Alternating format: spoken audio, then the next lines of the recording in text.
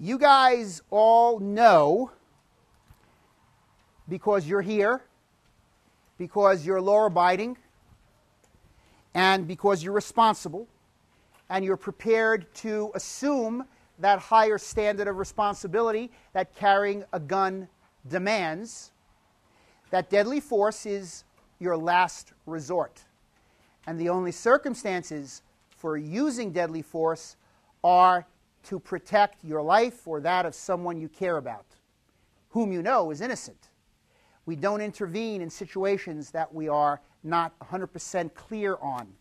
When we see an altercation on the street and we don't know who's the bad guy and who's the victim, we need to call 911 and not get involved, because we could end up hurting the wrong person.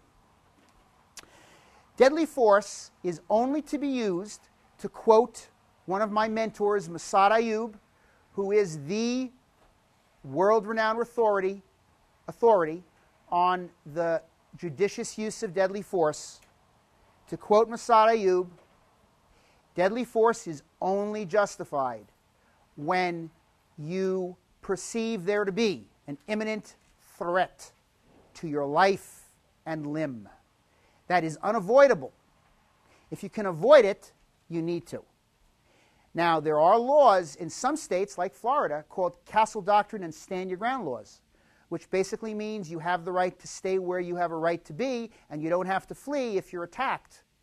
And if you're in your car or your house and somebody strong-arm breaks in, there's a presumption that they're there to do you serious harm. And that presumption protects you in the event that you determine that you need to use deadly force to protect yourself and your family.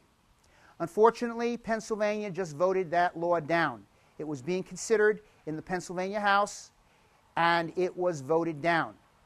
Okay?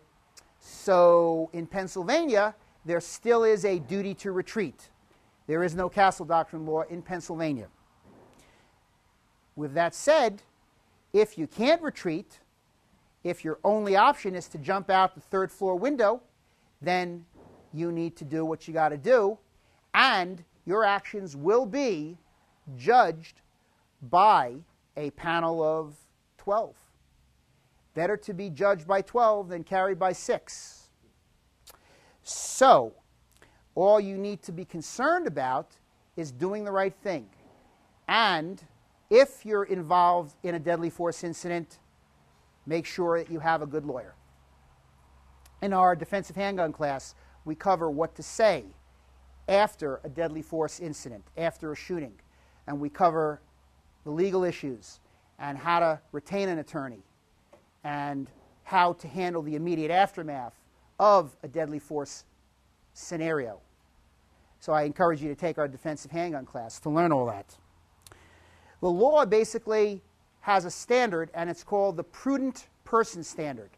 And a prudent person, man or woman, is somebody that's reasonable. So they're going to judge your actions by the standard of what would a prudent person have done if they were in your shoes. So there are some costly mistakes that you can make if you're a concealed carry practitioner.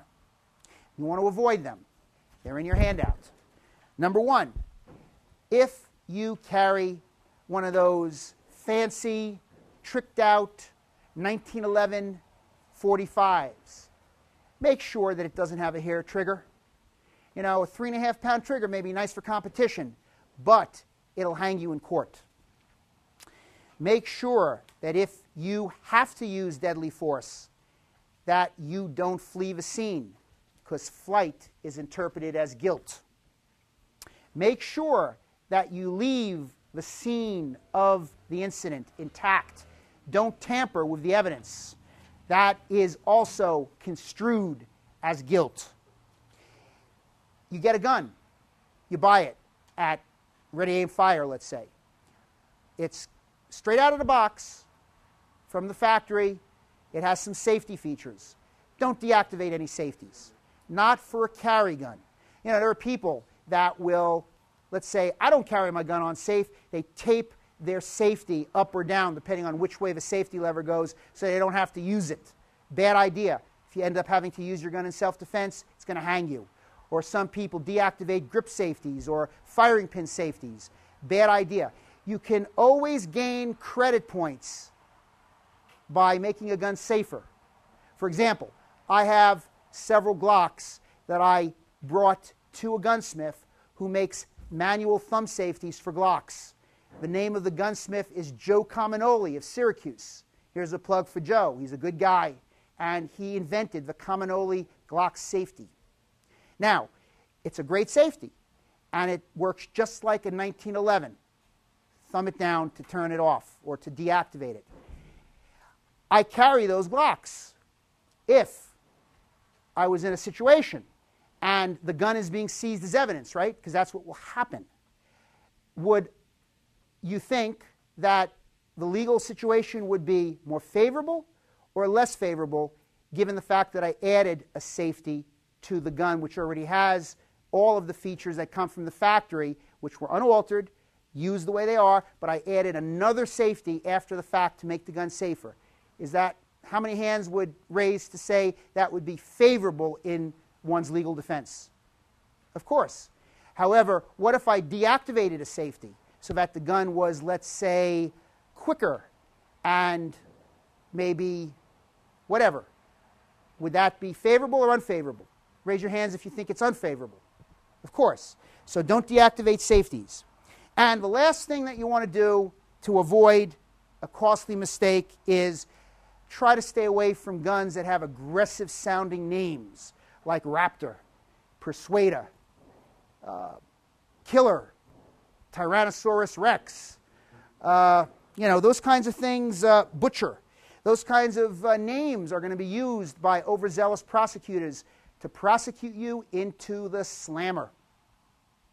And call 911 immediately. I have several friends that have consulted me who were in street incidents where they had to draw down on a legitimate bad guy, and they didn't call 911 quickly enough. The bad guy did. And guess who the police arrested? The good guy.